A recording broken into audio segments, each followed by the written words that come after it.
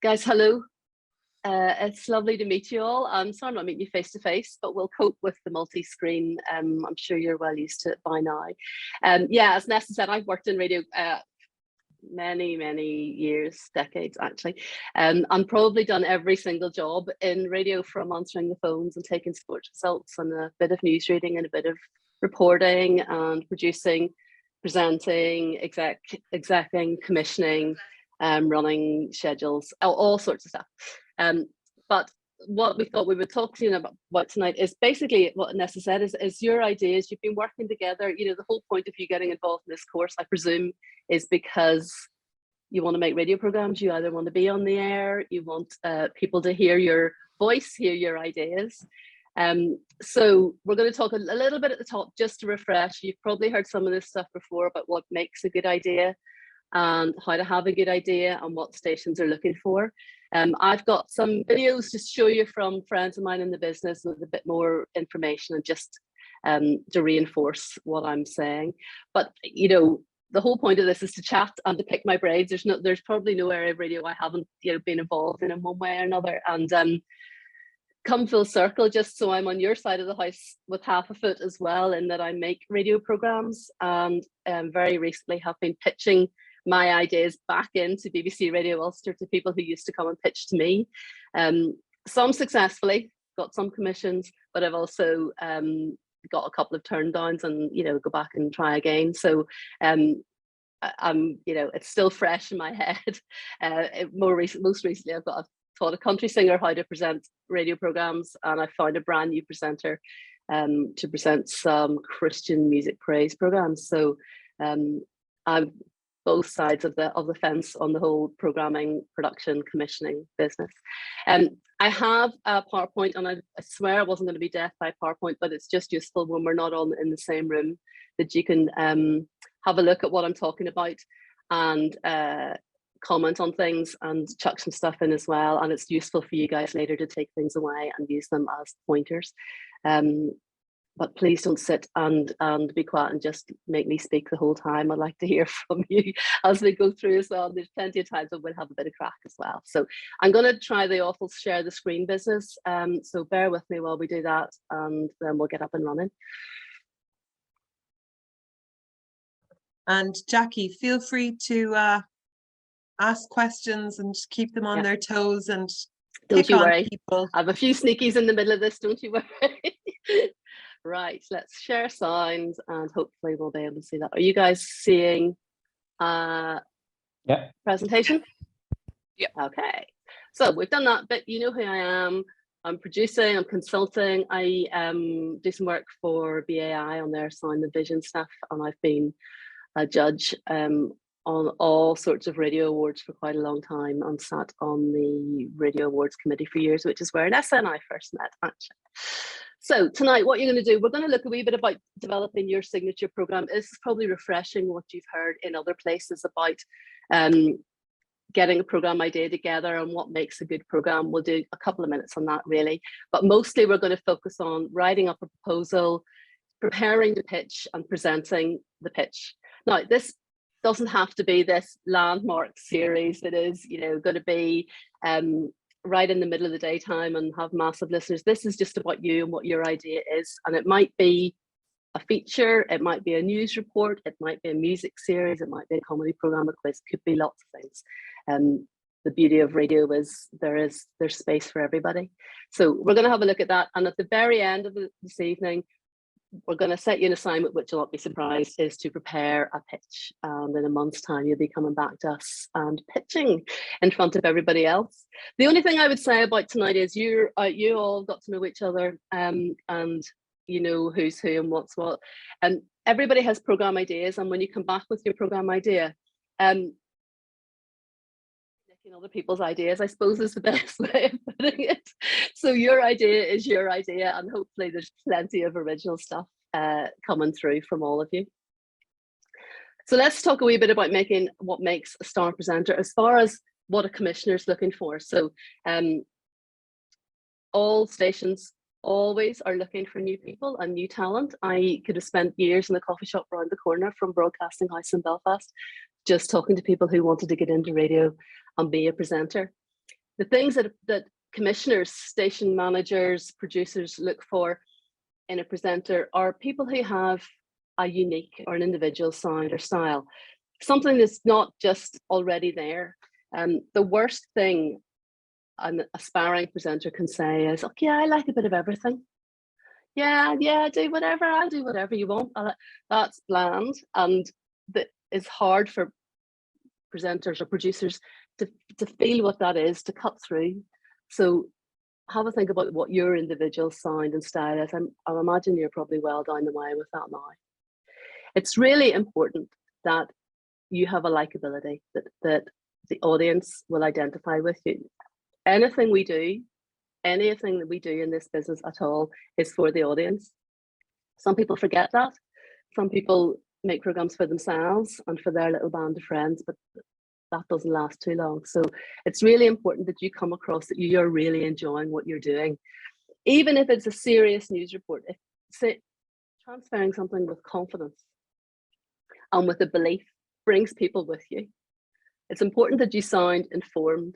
Now, that doesn't mean you have to, know every fact and figure and stat, but it does mean that when you're introducing a piece of music, you know who's singing it, you might know when it was recorded, you might know what album it's off. If you're doing a piece from sport, you know who the team manager is, you know what their last result was, whatever.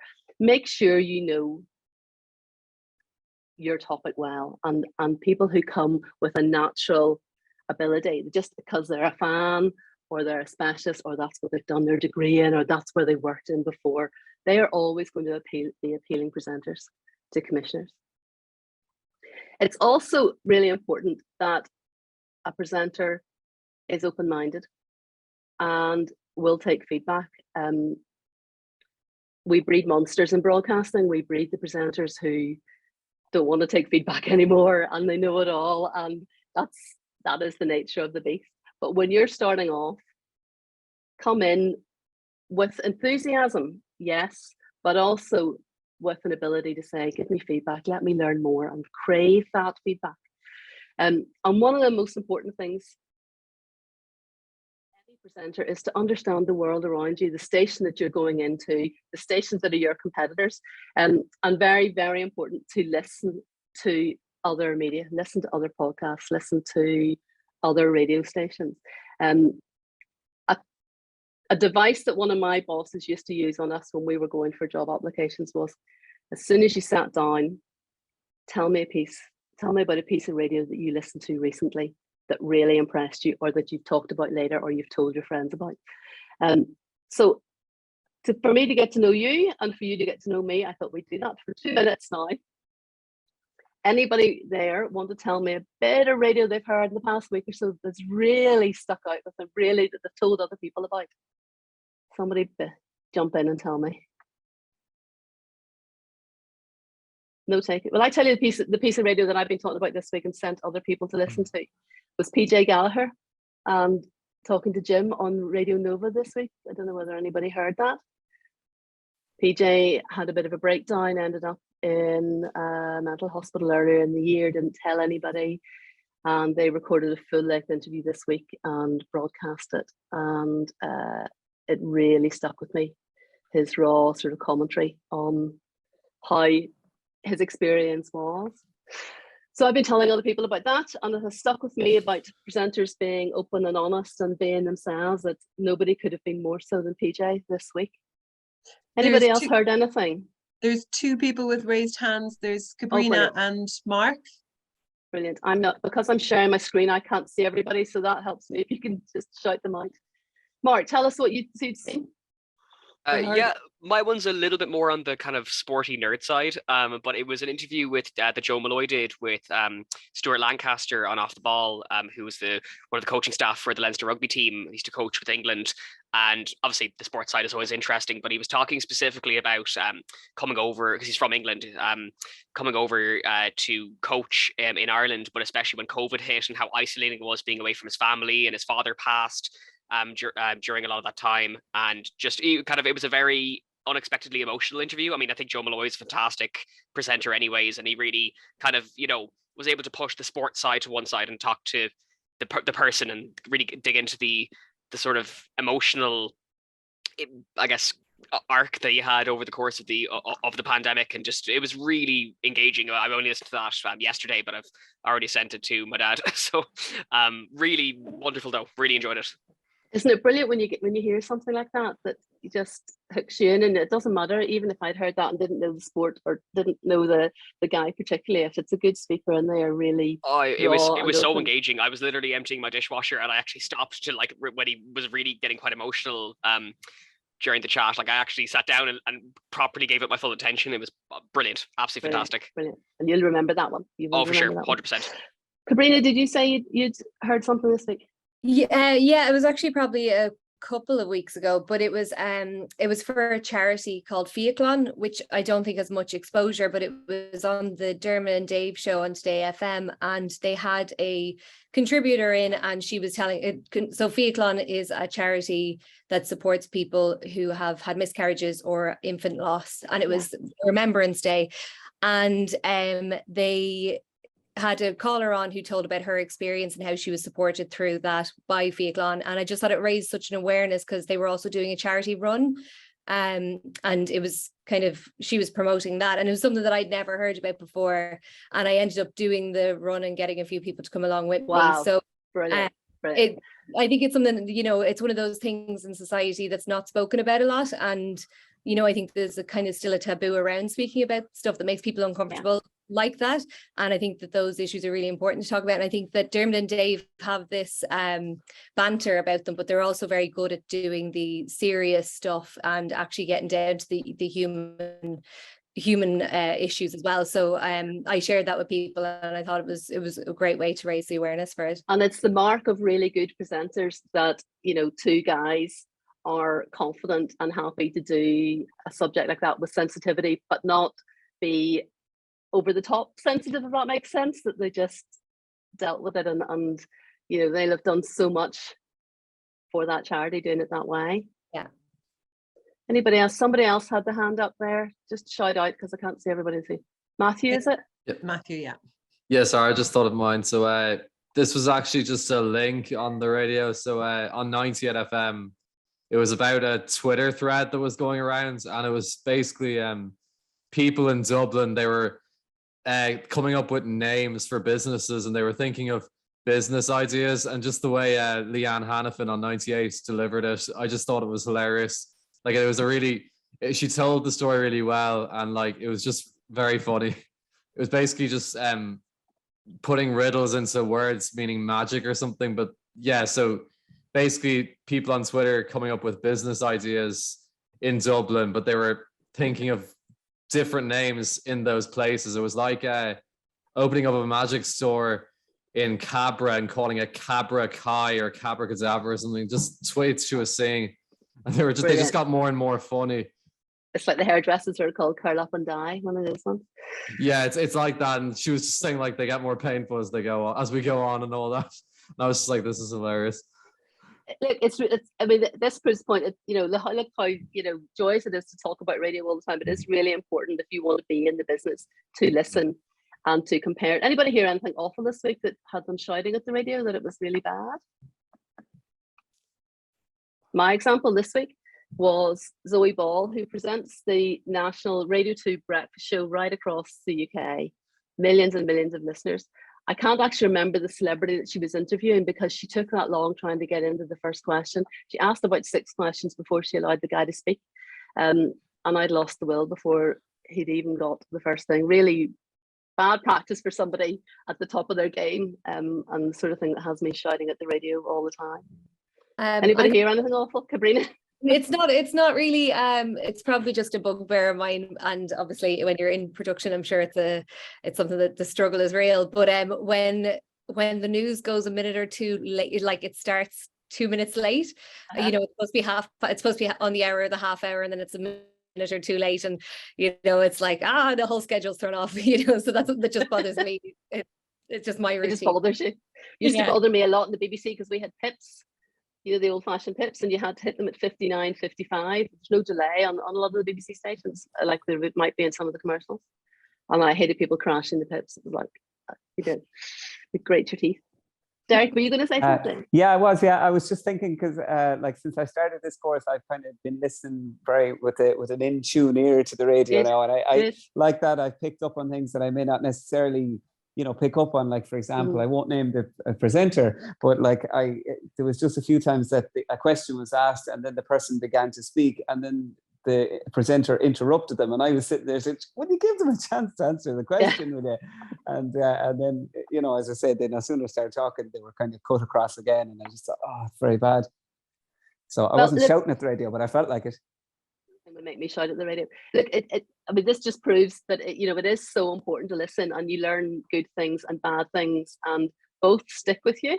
I hope, and when you guys are all on the radio doing your own thing, some of that will stick with you as well. Aisling, did you have something? Oh, yeah, no, I end up shouting at the radio most days, but there's one presenter, and every time he like starts spouting stuff that is like completely untrue, and you just feel like shouting at him going, "No, that is not what happens." Well, look, that's fine. That's good. And sometimes that's exactly what their job is, to do that, to annoy you, and to provoke answers, and we just have to live with that some of the way. Well, look, that's just to get you thinking, and always keep thinking. The thing about our radio presenters is that keeping it real, the ones that you like or dislike, the ones like we were talking about Dermot and Dave, genuine, warm, consistent on and off air, are really important. That, I mean, I've stuck it up there on that screen. Fake it till you make it doesn't work in radio. It works for a while, but the best radio presenters are almost the same all the time, or they're a slightly heightened version of themselves when they come on the radio. And it's much easier to be that. If you go with a personality on a persona, it's really, really hard to keep that going for any length of time. So my tip to you would be just to be yourselves when you get the chance to be on air.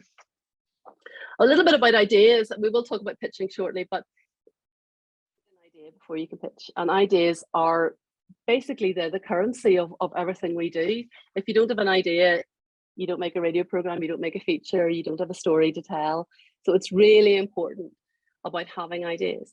For your own ideas, for your pitches, for your brand, you need to think about what your signature style is. I presume because you've got this far, you've all got something that you want to do or say or talk about. When you're developing a program idea, that's something that you're going to take to a station manager or a station head and say, give me the gig, give me the gig. Be ambitious. This is your big chance to go with your big dream show. But be realistic, and we'll hear from some people in a minute about being realistic. Ideas are important at all levels. It's important that you use the talent that you have. It's important that you come with that genuine thing, as we've said before, and it's important that you don't get so nervous when you're trying to put your ideas across that you don't demonstrate your own talents. So you need to pat yourself on the back. It's quite hard. Pat yourself on the back and give yourself that confidence, and make sure that you bring the talents that you have, the information that you have, the expertise that you have, and bring it to an audience, and sell yourself when you're coming to a pitch. If you have a program idea ready to go and you're starting to work on one, a few things to ask yourself. Is it unique? Is somebody already doing it? That's not necessarily a bad thing. You'll hear that later on. It's not necessarily a bad thing if something like it is already happening. That's sort of okay. There are no new ideas originally. Lots of ideas come round and round and round in slightly different versions. Ask yourself about, does it have a broad audience appeal? Would it just appeal to me, to my little circle of friends? Would it have a broader appeal? Will there be something in it that others would like to hear? Would it get people talking? We've talked about that already. Is it something that would get people talking and they might share that water cooler moment? Somebody said, did you hear your woman on the radio last night? Did you hear what they were talking about? That's what you want. And you also want to think about something that has longevity. Could it come back again?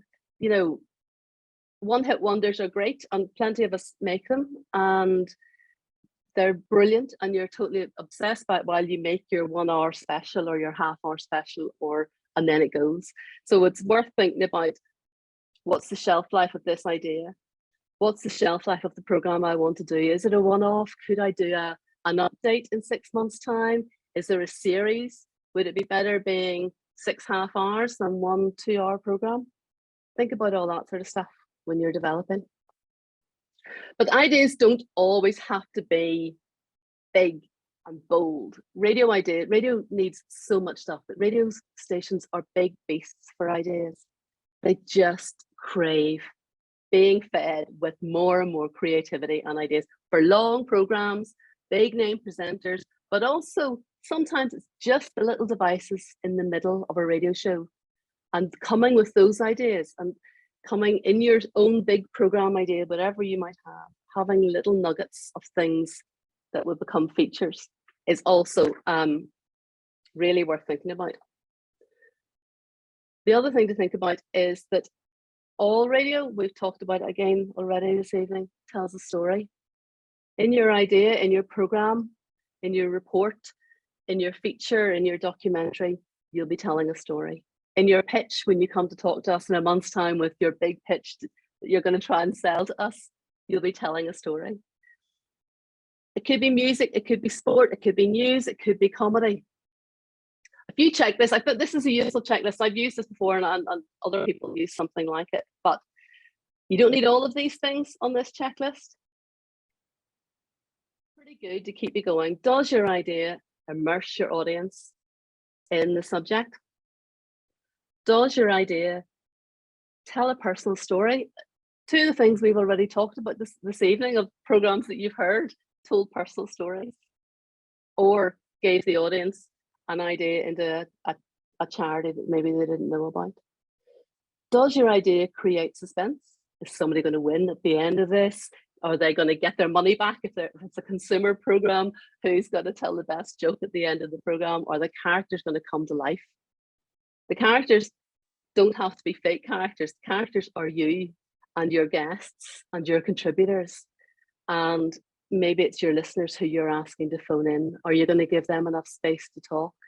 Are you going to allow people to come to life? Have a think about that.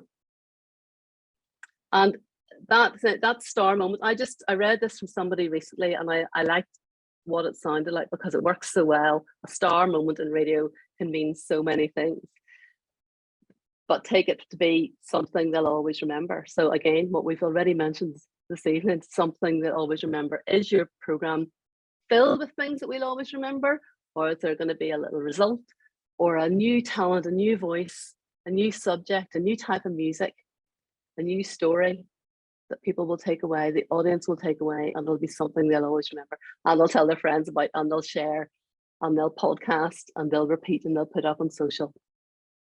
And does your program end with a positive takeaway? Now, that doesn't have to be a big moral, and the moral of the story is, but the very last things you say in your radio program are the last things that somebody will remember from what you've done for the whole program.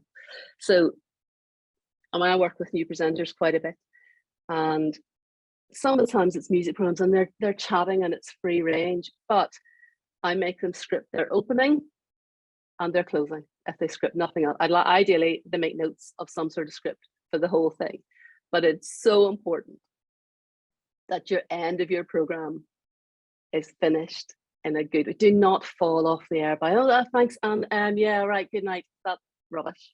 That's the last thing somebody will think and remember, and will fairly quickly forget all the good stuff you did before. So end with a positive takeaway, end with a wrap up of what you've done in the program, end with a really nice thank you for listening. It just has to be up and positive and wrapped up neatly in whatever you've done for the last 5 minutes, 1 hour, 2 hours, 6-week series, whatever that happens to be. But the big idea can also be a small one. I picked out 2 things for you that have been really big successes as gimmicks in successful programs. First of all is Greg James, who presents the morning show on BBC Radio 1. And the second one is from the Conor Phillips show, and he presents the mid-morning show on BBC Radio Ulster here in Belfast. The one with Greg, he has I don't know, he's brilliant for ideas. He just has ideas and features and things that are shareable all the time. And they have got this gimmick, basically, when he has celebrity guests on, that they phone another one of their celebrity friends, and all they have to do between Greg and the guest in the studio is decide whether the person they're phoning is standing up or sitting down. That's it. But they get fun and material out of it. Have a listen to this and see what you think. Try and call him back. Let me try calling. Should we just do a cold call? Do you think he'd be sitting down or standing up, by the way? So I'm going to say sitting down. Okay, I'll go standing up. Oh, he's standing up. I'm standing up. He's standing up, yes! Yes! Wait. What are you saying? You're on the golf course? I'm playing golf. Yeah, I'm with Greg. Hi, Tom. Hello, Greg. How are you? We had to do another one. We had to do it the other way A around. little callback. Yeah. I thought you was in LA or something, so I thought you was sleeping. No, I'm back, mate. I'm back. I've been back about a week. All right, cool. I'll come see you. Very basic. Is he sitting down or standing up? But it's a great way to get to people in. Tom Holland had been on the programme the week before and they'd done it the other way around. Very small thing, but it's just a bit of fun and worth thinking about when you're thinking about your big programme idea. What are the little bits inside? I'm going to play, this is a slightly longer clip, bear with it. Not a hugely special or unusual idea, but it's something that has really taken off. Connor Phillips started on BBC Radio Ulster in the morning show 2 years ago. Very ambitious guy. They've been trying out loads and loads of things, and it can be a bit frantic because they're always chucking ideas at it. This producer is a guy I know, and he's like a one-man ideas machine, and just is non-stop. This idea came out of absolutely nothing and has become something that I've heard people in coffee shops talking about. Have you heard Connor Phillips talking about this? It's a feature called "Does My Head In?" Now, I don't know whether you know that phrase. It's a very Belfast phrase to say something does your head in. It's something that really annoys or irritates you. And it's a very Northern Ireland thing to moan about stuff.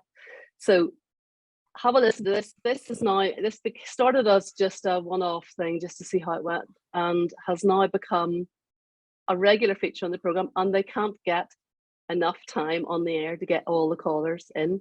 So a minute and a half of it just to give you an idea. 8 minutes away from 12. Let's do this ahead of talk back, right? So what we do is we say to you on the show, give us a shout every Tuesday. In fact, you can give us a shout 24 hours a day, 365 days a year. You can just send an email. If you're just having one of those moments where you go, do you know what, that absolutely does my head in. That does my head in. That's annoying me. That needs a mention on a radio show. So you can just send it off to us. The emails are open 24 hours a day. connor@bbc.co.uk. Right, are you ready? Come on, and we all vent together. Tell us what does your head in, or what does your head in, does your head in. This is a busy one today, right? Hello, Connor. What does my head in is washing dishes. The other night I had them all done. It was difficult these days, so I was feeling very pleased with myself and a nice clean kitchen. Then turned to find 2 dirty ones sitting beside the dining table. I mean, I'm sick to the teeth. I had the water let out, so is this somebody who snuck 2 little plates into the side after you'd done all the dishes? Okay, I'll give you that one. That gets in the does my head in bin. Sort of splinter groups leaving late plates. Do you know what does my head in? You're going to the supermarket, all well-known supermarkets, and you get to find your way around it. So you know where everything is, and you know you can get in there very quickly, and that you can get your shopping done and you can get home. Then you go in the next day or the next week, and they have moved everything around. Everything is in a different place and you can find nothing. Does my head in? Okay. Yes. So look, they are simple ideas. Doesn't have to be reinventing the wheel. But they're queuing up to come on for both those programmes, and you can imagine the crack that they have with them. Some of them are broadcastable, some of them are not broadcastable. Has anybody heard any little features or gimmicks, or what do you think of those as something that works inside programmes? Shout out, because I can't see you all. Yeah, no, I like the wrecking the head thing, because yeah, that's a thing in Ireland, like down here as well, in Dublin as well. People are always saying that, like, it's wrecking my head, it's doing my head in. Yeah. So like that's relatable. Like I think that really works. Like especially with that, because like I was relating to it all the time when he was saying what wrecks your head. Really gets the listener thinking like, what actually does like do your head in? Yeah, That's what I like. Way. It's a way of just getting interaction. You know, I mean, when you've got 3 hours or a day live radio to fill with about nothing very much, you're looking for things like that. It's really important. I was just going to say, quizzes and giveaways are small features that can do pretty well. Yeah, they do. And sometimes it doesn't have to be anything, you know, very much. It doesn't always have to be the big prize. I know that I got to mention at the Imro Awards this year, since Bauer Media took over some of the big stations, they've brought in the cash machine, which is very good for getting audience reaction off the air, but doesn't bring an awful lot of quality content on there. And I think every presenter that has to read out those messages about the cash machine hundreds of times a day gets totally fed up with it. So having ideas like that does my head in. It just brings people on. The 2FM breakfast show, they have loads of different segments like that. They like Dunners, front runners, and they always get a lot of like traction like between like the 6 a.m. 7 a.m. slot, where a lot of their stations wouldn't get an awful lot of calls and stuff in at that time. So I think that was a very smart move on their behalf. They got loads, they like their story times as well. So I fangirl Carl Mullen. I had to find him at the love him. to go and find it, because I just think he's absolutely genius. I love everything. Yeah, he's so good. And his like his segments for like calling the weather, like Ireland's call to whoever, they're brilliant. Like, or even his song on the Friday evening, Fridays, they're brilliant. They are so good. Anybody else heard anything? Or? I do hear Shannon Side Radio down where I'm listening to it, and they have something old, something blue, something old, something new, something borrowed, something blue, and you have to guess what it could be. They give you like a snippet of each of the sounds, so it could be like an old song or something like that, you know. So, but it's a way of keeping you engaged, I suppose, and maybe even texting in what you think it is. Yeah, I mean, I think that's it. You know, sorry, was somebody else going to speak there, Aisling? Yeah, at the moment, actually, Red FM are running that promotion. It was kind of done by 96 before as The Fugitive, but they're doing like a Halloween version where you have to find the witch and she's sent out and about, and people are engaging immensely with it as per usual. I'm actually one of them, like solving the clues and stuff of where the witch will be, and then they're calling in and they're guessing all the different places around Cork, and they're sending people from Mallow to Mitchelstown to Cork City Centre to Bishopstown. I'd hate to be in the health and safety report for that, mind you. I think those ones, like, you know, there's it's great having the audience almost doing the work for you, you know, getting them the contributors and then just compiling all that. I think today FM have a really good one at the moment, the scare one where they film people scaring video. Oh yeah. Video content. But I then love that one as well as that's great. Yeah, and then like you were saying about like a strong close to your show, like Ray Darcy has a very strong close to his show. I remember the first time I listened to it, I was really fooled, and it's like the things that we didn't get to, and it's kind of just a lot of it's just a play on words, but it's like it's really clever, and it's a really good way to close the show. Because I remember the first time being like, oh, I can't believe they didn't get to that segment, you know, and it's obviously not a real segment, it's not a real thing, or wouldn't be possible anyway, you know, and it's just a really strong close to a show. So I just think that like reaffirms that thing that you were saying earlier about a strong start and a strong end, and it's also kind of that little segment of the show every day. Yeah, and I think that's it. And it's people you listen to radio on your own, and it's a friend and it's a companion, and much as they want to be surprised and they like new things, they also listeners like routine and comfort, and they know what they're going to get, and they know that on a Tuesday you phone Connor Phillips to moan, or you know whenever Greg has a celebrity guest and that he's going to do that stupid stand up or sitting down call your mate game, and you're sort of in a wee club when you do that, and even though you're always on your own and you'll never meet these people, probably you still feel that you're part of it, and that is the, you know, the beauty of being in, you know, having the luxury and the privilege of being on somebody's radio and for them to listen to you. I think the audience engagement ones are so, you know, they're so accessible, like they're extremely relatable, and it's kind of, I guess, easy content as well, because like people always want to share what they're thinking with it as well. Like there's a great one that BBC Radio 1 do for their breakfast show. I think it's Greg James is the presenter. And I suppose they have the luxury of having celebrity guests on during a lot of this, but there was one I was watching last week with Dwayne Johnson, and there's a segment, it's just called Unpopular Opinion. It has its own theme song. He gets the celebrity to sing it with them as well, which is always, from what I've seen is always, or listened to, it's quite, that can be very hit or miss as well. That's his own source of comedy where the celebrity just can't get the theme right. And it's just literally just tell us an unpopular opinion that you have, and it's so simple, but it's a really good laugh, Well, I mean, that's not that different from Connor's Does My Head In, and that, it's part of that thing of there are no new ideas. There's just new takes on new ideas, on old ideas. So it's all nice to have and all nice bits in the middle of your program. And again, I'm just trying to stimulate you into just thinking about radio and listening to radio. And if you haven't heard stuff and you can't reference stuff, it's much harder when you go into a radio station, and you're going to hear all this now, but when you go to a radio station, whenever you get your placements or you're going shadowing or you're hanging out or you're writing to them asking for a job, so important that you've listened, so important that you know their gimmicks and their personalities. And if you're going to pitch ideas to them, have ideas that complement what's already on. Don't have ideas that are already on, but something that would sit side by side. Quite often a commission will say, look, I love your idea, but I don't know where it would fit in my schedule. So you being able to answer, well, it would go, at 10 o'clock at night after such and such or whatever. It's really important to know that.